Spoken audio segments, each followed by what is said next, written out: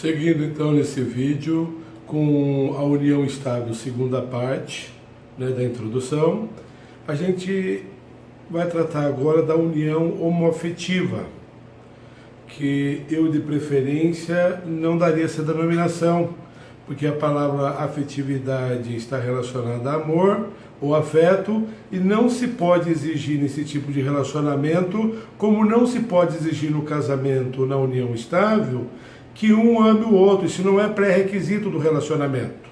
Então, a união homossexual, ela poderia receber uma outra denominação, união livre, certo? Então, e tem mais alguns outros tipos de relacionamentos aí que poderiam receber outras classificações. Então, a união homossexual, ela não pode ser encartada como uma união estável, porque o legislador exige duas pessoas de sexos diferentes para compor essa relação. Então, é salutar que se arruma uma outra denominação para a união homossexual ou união estável. Na esfera processual, nós já vimos o quê? Que há a possibilidade de separação de corpos, ou seja, se estiver prestes, o casal estiver em conflito, é possível afastar um deles do lar conjugal, ou um deles querendo se afastar, entrar com essa ação de separação de corpos, certo? Uma ação, então, uma medida cautelar para evitar maiores prejuízos, seja de ordem moral, de ordem física, de ordem social, então para evitar e, de certa forma, não deixar de enfrentar o problema, não é? Que há uma dificuldade no relacionamento. Então, é possível ajuizamento de ação de separação de corpos na união estável, como medida cautelar. Nós temos, então, na sequência, que falar também sobre outros temas relacionados à união estável. Então, há muitos temas que estão relacionados à união estável. E esse segundo momento aqui, ele é salutar, porque a gente vai tratar de da esfera processual. Então, como que é a petição inicial da união estável? Então, na união estável, já que é reconhecimento e dissolução da união estável, a causa petente remota é a existência da união estável. É preciso provar a existência para se querer a sua dissolução. Então, para que haja o reconhecimento da união estável, é preciso que sejam preenchidos os requisitos da união estável. Preenchidos os requisitos, nós teremos o quê? Nós teremos a possibilidade de dissolução judicial da união estável, certo? Lembrando que a união estável também se dissolve com a morte de um dos conviventes, pelo casamento de um deles com outra pessoa. Eu tive um caso que o senhor mantinha uma união estável com uma moça e do nada ele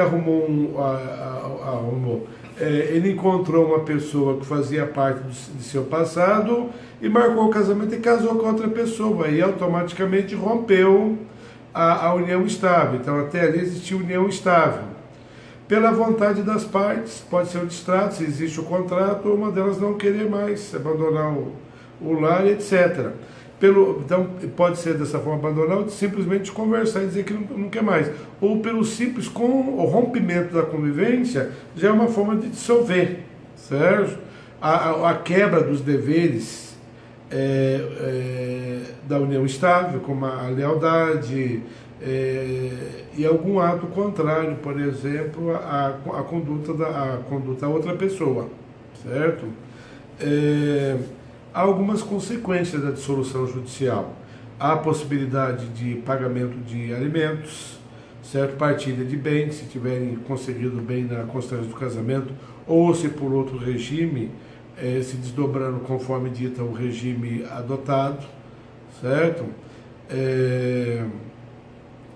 A possibilidade da conversão da união estável em casamento. Não teve essa facilitação, não existe essa facilitação que foi propalada na Constituição a Constituição fala em facilitar, mas não tem como facilitar, é preciso entrar com o processo administrativo junto ao cartório de pessoas naturais, e aí sim tentar a conversão da união estável em casamento. Mas a via normal, qualquer pessoa chegar lá e requerer, fica da mesma forma, não tem facilidade para se conseguir essa união estável. Então, as leis que regulamentavam a união estável, a Lei 8971 e a Lei 9.278, ela trazia lá seus requisitos, elas foram vencidas pelo Código Civil, que trouxe regras mais claras a respeito, e dessa forma aí a gente tem aqui para falar da união estável, que existe então uma preocupação aí com a formalização da união estável. E por muitas vezes o profissional é convidado a elaborar um contrato de união estável ou a acompanhar com as cláusulas. É claro que essas cláusulas aí não podem ser o quê? De uma liberdade contratual. Então não se pode estabelecer a quebra de alguns deveres nesse contrato de união estável, certo?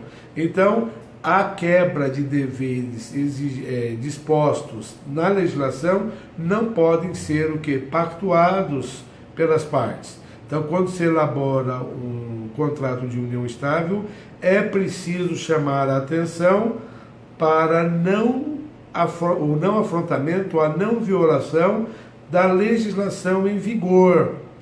Há também, quando surgiram lá essas leis, quando surgiu a primeira lei, a 8971, alguns legisladores, isso não é em 1994, alguns juristas apareceram dizendo que qualquer fato poderia levar à união estável, que a legislação criava uma instabilidade, certo? Então, para eles, o namorico já virava união estável. Aí, naquela época, já surgiram rumores e até orientação de alguns desses juristas para que fosse celebrado o contrato de união estável, o contrato de união estável, e para combater a união estável, o contrato de namoro. Poderia ser feito um contrato em que eles, os dois, o homem e a mulher, que estivessem nesse relacionamento unido estavelmente, eles, se não tivessem na situação, estivessem numa pré-situação, eles poderiam celebrar um contrato de namoro e não de união estável.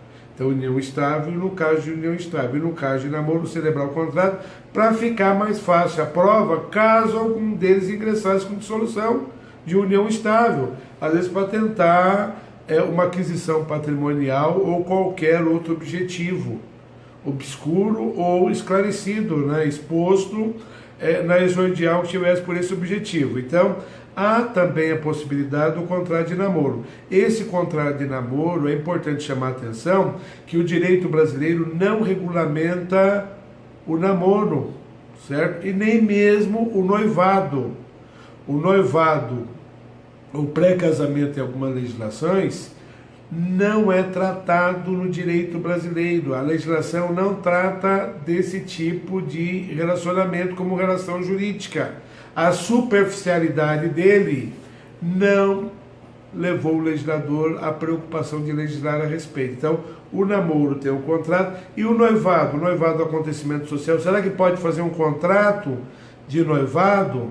Ora, não há proibição. Se quiserem elaborar um contrato de noivado, provando a existência, para servir de prova da existência do noivado, também é possível, certo? Então, lembrando aí que o lar convivencial, ele segue os padrões do casamento. Então, é um arremedo do casamento. Sempre tem em mente, daí os requisitos são parecidos. Fidelidade no casamento, lealdade na união estável. Os dois implicam em que um dos conviventes não tenha relação sexual com outra pessoa que não seja o outro convivente. Essa é a ideia inicial, certo? E é essa a ideia que deve prevalecer.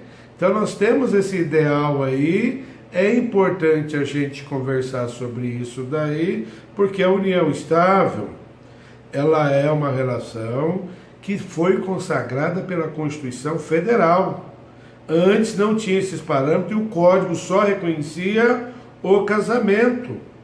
Não havia o reconhecimento de outro órgão, era só a família. Depois que surgiu a entidade familiar, com um conceito mais aberto, certo? Então, o elemento intencional ali das pessoas constituírem família, viverem juntos, é diferente de algumas outras perversidades em relacionamentos, certo? Que não caberá aqui eu tratar dessas adversidades aí. Então, os sexos opostos, um homem e uma mulher, certo? E a relação pública contínua e duradoura do casal. Então, esses requisitos aí, eles acabam confirmando o quê? Confirmando que essa locução, ela traz uma relação jurídica reconhecida pelo Estado, certo? Então, é importante tratar da união estável da forma que o legislador infraconstitucional a tratou, não é? Então, na época da elaboração da Constituição, se pensou lá em chamar de união livre, união civil de solidariedade, união social, certo? E união heterossexual. Olha que bacana, essa união livre poderia ser utilizada para união homossexual, certo? Ou união civil. Aí, para evitar adjetivar, acho que duas palavras estariam bem colocadas. Ou união civil de homossexualidade, união civil de solidariedade, certo? União social. Então, é possível empregar, e existem outros, porque o direito não pode ficar confundindo a denominação, certo? Ficar com confusão com as denominações, o chamado nome juris, ou nome iuris, certo? Evitar essa problemática aí de confusão jurídica. Se tem tantos nomes para colocar, por que ficar estendendo o instituto a outras definições a que não lhe pertence, certo? Então, a união estável independe de documento para formalizar ele, mas se quiser elaborar o contrato de união estável, ótimo, certo? A relação, então, pode ter filhos, tem alguns prejuízos, então, ainda, não é igual ao casamento, certo? Nós já falamos sobre isso no vídeo 01, união estável 01, esse é o 02. Então, era isso que a gente tinha para dizer aqui nesse vídeo sobre união estável, uma introdução.